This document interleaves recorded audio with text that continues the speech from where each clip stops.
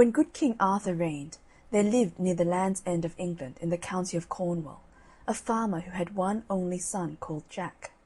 He was brisk and of a ready, lively wit, so that nobody or nothing could worst him.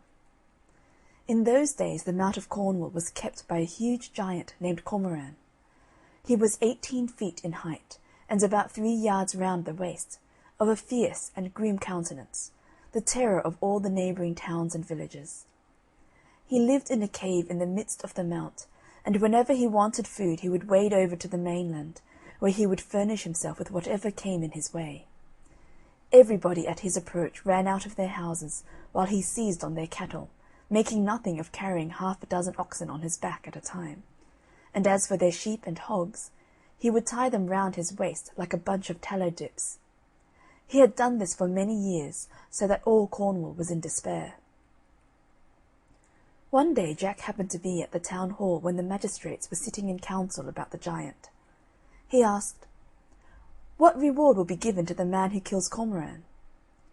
"The giant's treasure," they said, "will be the reward." Quoth Jack, "Then let me undertake it." So he got a horn, shovel, and pickaxe, and went over to the mount in the beginning of a dark winter's evening, when he fell to work, and before morning had dug a pit 22 feet deep, and nearly as broad, covering it over with long sticks and straw. Then he strewed a little mould over it, so that it appeared like plain ground. Jack then placed himself on the opposite side of the pit, farthest from the giant's lodging, and just at the break of day he put the horn to his mouth and blew, "Tantivy, tantivy." This noise roused the giant, who rushed from his cave, crying, "You incorrigible villain! Are you come here to disturb my rest? You shall pay dearly for this. Satisfaction I will have, and this it shall be. I will take you whole and broil you for breakfast." He had no sooner uttered this than he tumbled into the pit, and made the very foundations of the mount to shake. "O giant," quoth Jack, "where are you now? Oh, faith, you are gotten now to Lob's Pound, where I will surely plague you for threatening words. What do you think now of broiling me for your breakfast? Will no other diet serve you but poor Jack?" Then, having tantalised the giant for a while, he gave him a most weighty knock with his pickaxe on the very crown of his head, and killed him on the spot. Jack then filled up the pit with earth and went to search the cave, which he found contained much treasure. When the magistrates heard of this, they made a declaration he should henceforth be termed Jack the Giant Killer, and presented him with a sword and a belt, on which were written these words embroidered in letters of gold: "He is the right valiant Cornish man, who slew the giant Cormoran." The news of Jack's victory soon spread over all the west of England, so that another giant, named Blunderbore, hearing of it, vowed to be revenged on Jack if ever he should light on him. This giant was the lord of an enchanted castle, situated in the midst of a lonesome wood. Now Jack, about 4 months afterwards, walking near this wood in his journey to Wales, being weary, seated himself near a pleasant fountain, and fell fast asleep. While he was sleeping, the giant, coming there for water, discovered him, and knew him to be the far-famed Jack the Giant Killer, by the lines written on the belt. Without ado he took Jack on his shoulders, and carried him towards his castle. Now as they passed through a thicket, the rustling of the boughs awakened Jack, who was strangely surprised to find himself in the clutches of the giant.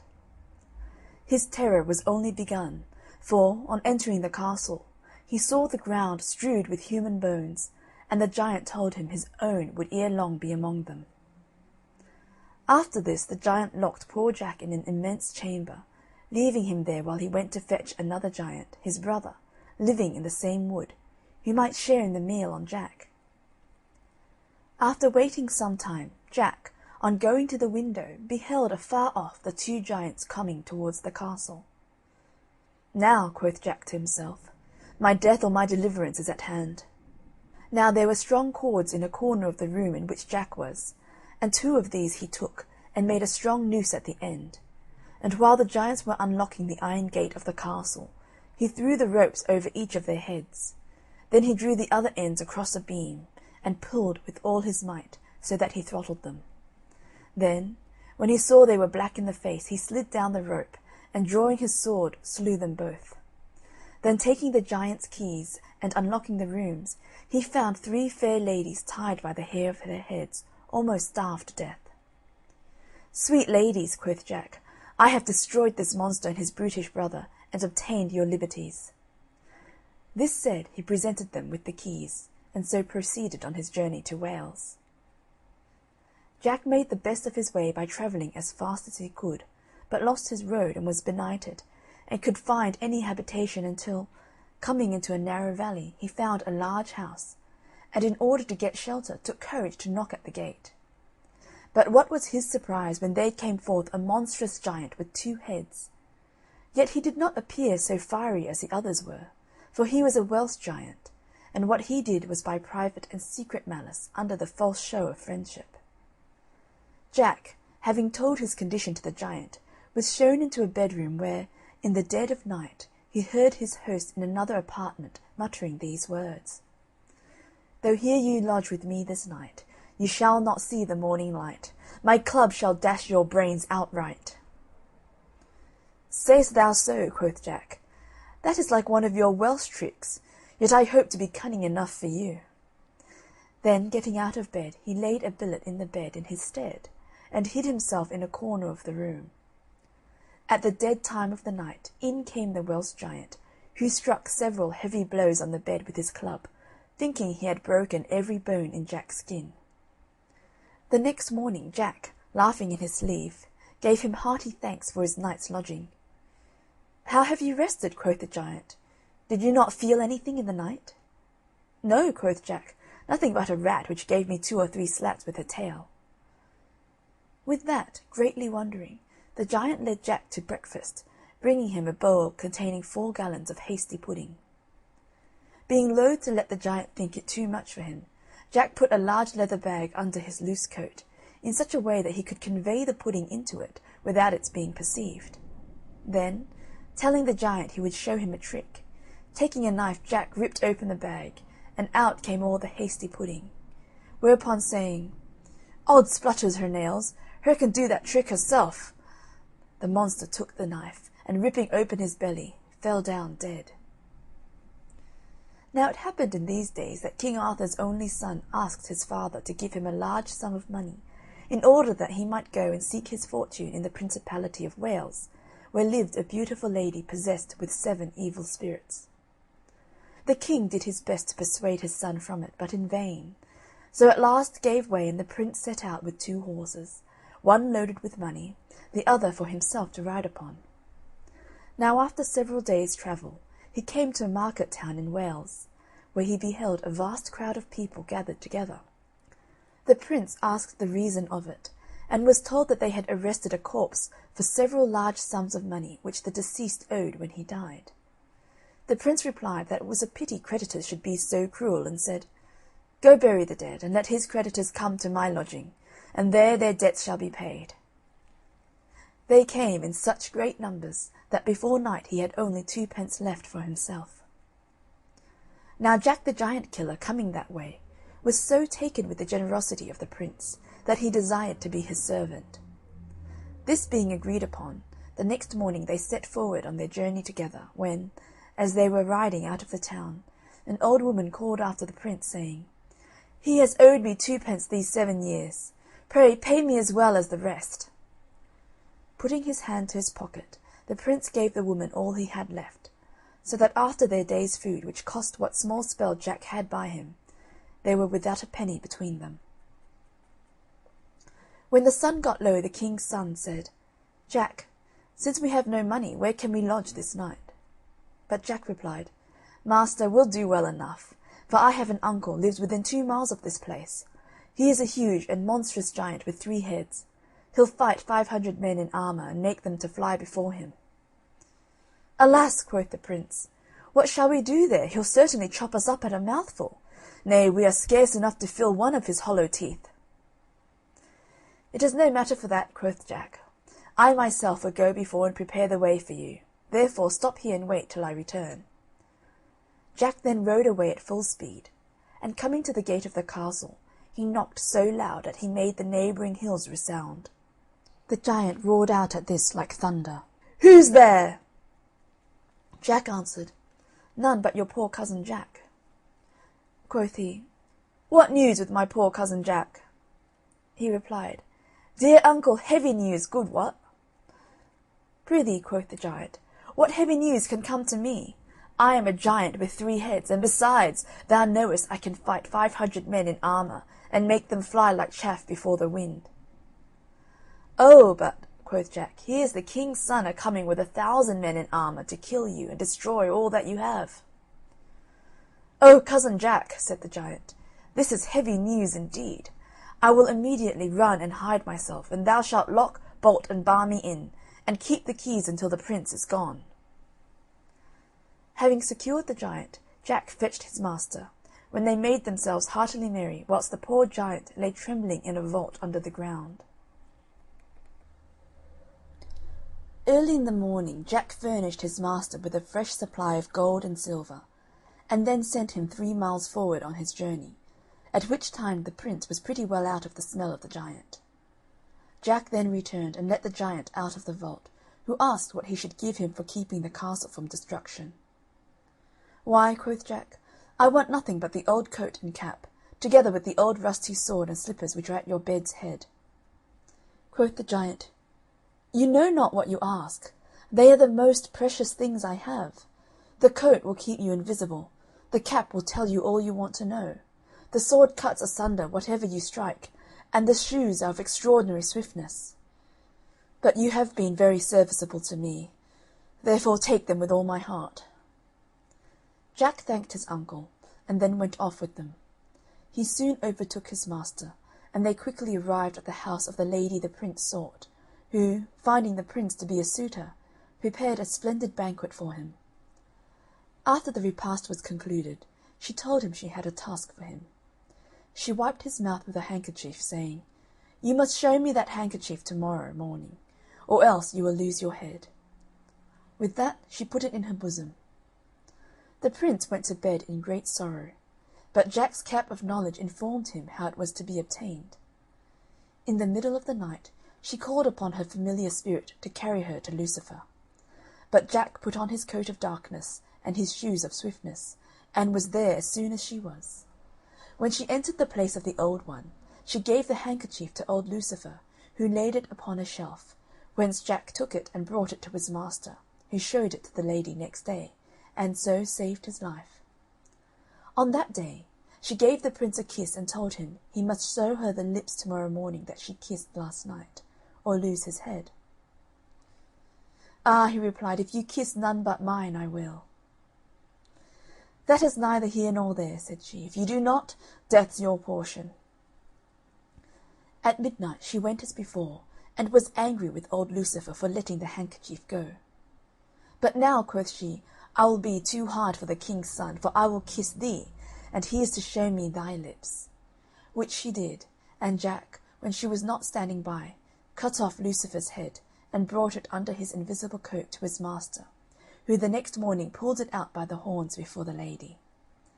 This broke the enchantment, and the evil spirit left her, and she appeared in all her beauty.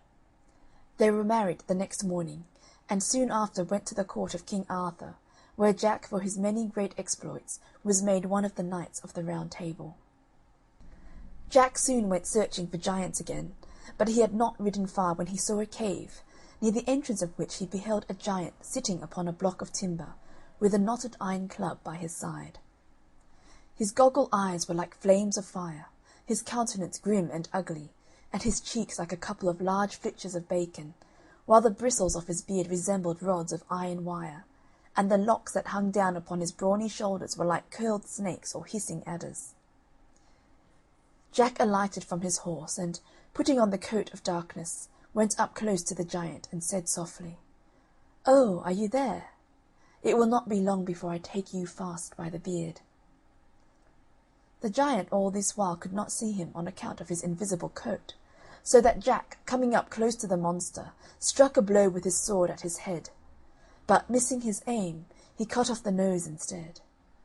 At this the giant roared like claps of thunder, and began to lay about him with his iron club like one stark mad, but Jack, running behind, drove his sword up to the hilt in the giant's back, so that he fell down dead. This done, Jack cut off the giant's head and sent it with his brothers also to King Arthur by a waggoner he hired for that purpose.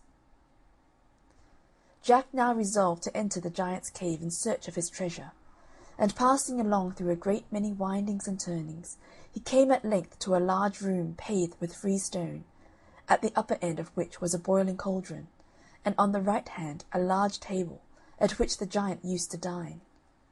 Then he came to a window barred with iron, through which he looked and beheld a vast number of miserable captives, who, seeing him, cried out, "Alas, young man, art thou come to be one amongst us in this miserable den?"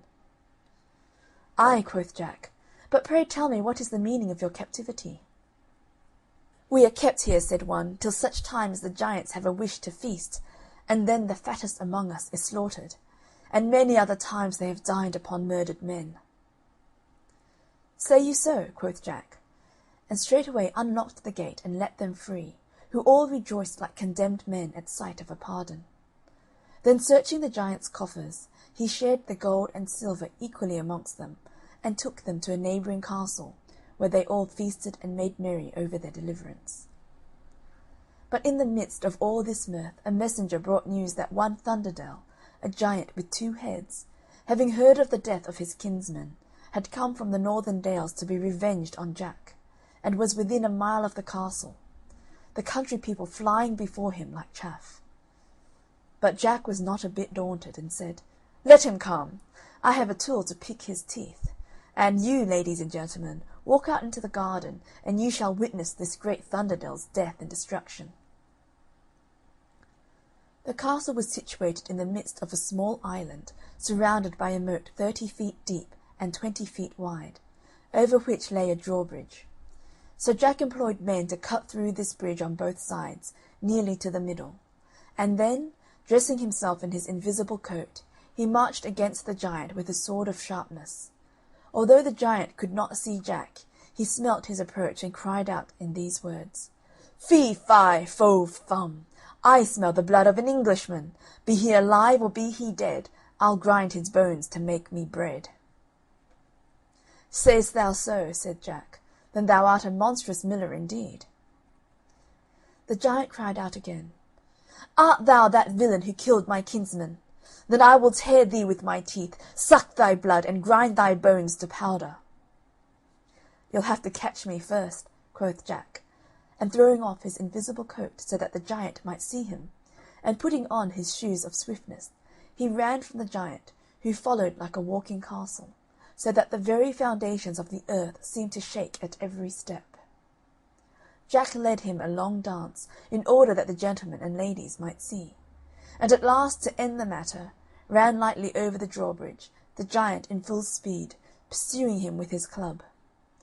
Then, coming to the middle of the bridge, the giant's great weight broke it down, and he tumbled headlong into the water, where he rolled and wallowed like a whale. Jack, standing by the moat, laughed at him all the while, but though the giant foamed to hear him scoff, and plunged from place to place in the moat, yet he could not get out to be revenged. Jack at length got a cart rope, and cast it over the 2 heads of the giant, and drew him ashore by a team of horses, and then cut off both his heads with his sword of sharpness, and sent them to King Arthur. After some time spent in mirth and pastime, Jack, taking leave of the knights and ladies, set out for new adventures. Through many woods he passed, and came at length to the foot of a high mountain. Here, late at night, he found a lonesome house, and knocked at the door, which was opened by an aged man with a head as white as snow. "Father," said Jack, "can you lodge a benighted traveller that has lost his way?" "Yes," said the old man, "you are right welcome to my poor cottage." Whereupon Jack entered, and down they sat together, and the old man began to speak as follows. "Son, I see by your belt you are the great conqueror of giants. And behold, my son, on the top of this mountain is an enchanted castle.